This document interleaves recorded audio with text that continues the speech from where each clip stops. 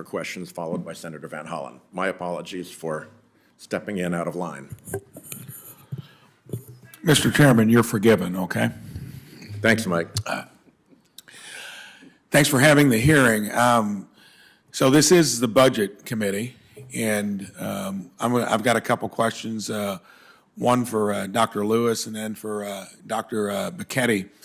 But this is analogous to other conversations we've had here in the Budget Committee, which would not be directly related to our jurisdiction. And I do want to cite that whatever we discuss here, I'm very interested in being in the climate conversation. I think if we aren't on our side of the aisle, that you're probably just avoiding the issue. I've lived a life of a conservationist, and I think it's important. But I'll refer to one of my favorite quotes that I've ever heard here, and it's unrelated to this today, but it comes from Admiral Mike Mullen when he so succinctly said, "I'm more afraid of the red ink than the red menace." Okay? And that's got applicability right now as we're looking at other issues out there. The CBO, who I've gotten to know pretty well, work with them whenever I think they're not being forthcoming on how things are trending. All I can tell you is we were $5 trillion in debt, I think, in 2000. After the Bush stint, we were $10 trillion in debt. After the Obama administration, we were $16 trillion in debt. That takes us to 2016. 2018, we added another trillion each year, and now literally the wheels have fallen off the budget train. And it's sad to think that we're $31 trillion in debt, and there's actually a government estimate in 2033 that we're $46 trillion in debt.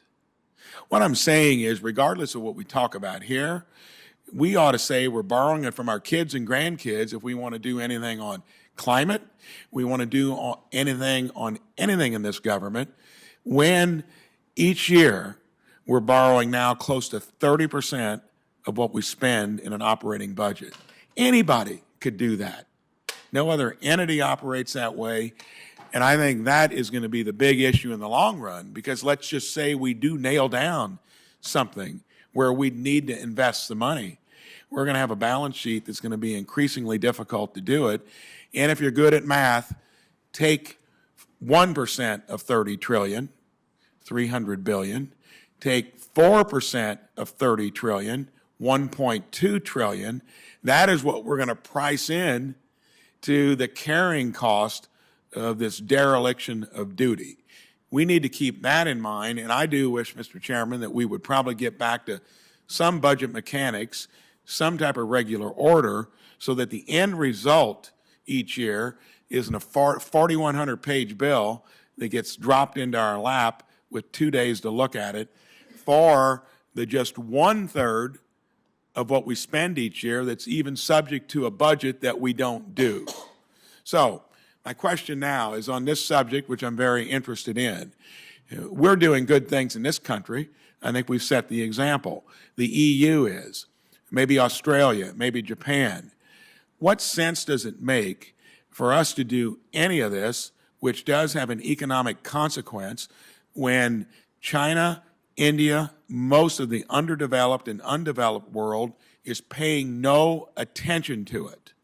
Does it make sense, especially when you can't nail down the particulars of when all this is going to come in and have great impact? We know it may someday, but the one thing that's absolute, we know that if you do these kinds of things, it is a cost to our own economy. Please comment, Dr. Becchetti and then Dr. Lewis, on why this makes sense when over half the world, China, India, building coal-fired plants nearly weekly. Oh, thank you for the question. Part of what you're asking is outside my range of experience. And in fact, the points that I was making in my testimony was how to adapt to climate change that is going to occur over the next 30 years. So we know how costly the housing finance crisis was in 2007 and 2008. Multi-year costs, many, many people suffered a lot of damages. And as I look at the situation, you can predict where stresses will occur in the housing finance system. Housing finance system is a very complex way of making sure that risks are allocated to the firms that can handle them correctly. And these are risks that they're not ready for. So from a budget point of view, the sooner we figure out how to have a successful adaptation to something that we can't avoid will save us money. Dr. Lewis. I think that's a very good answer. I would say you've painted a picture that scares me more than climate change, which is the unsustainability. And that should be the point, because Right. it's an absolute in the present. And it seems to me that, given the difficulty in scaling back government programs, because as soon as you create a program, you create dependency on the program, and that just results in more lobbying for the program. That the only solution, if there is one, that eventually that in the long term prevents us falling off a financial cliff, a fiscal cliff, is economic growth.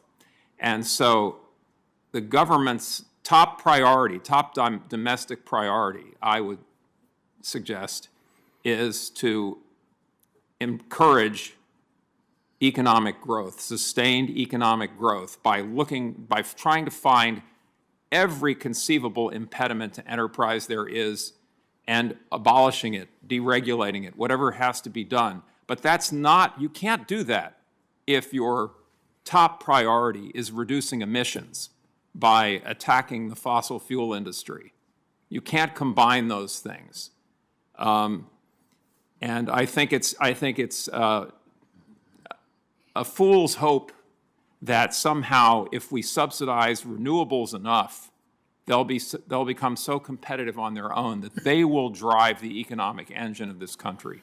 Thank you. And not to mention that the rest of the world's not on the same page we are in a few other countries. Troubles me. Thank you. Thanks, Senator Braun. And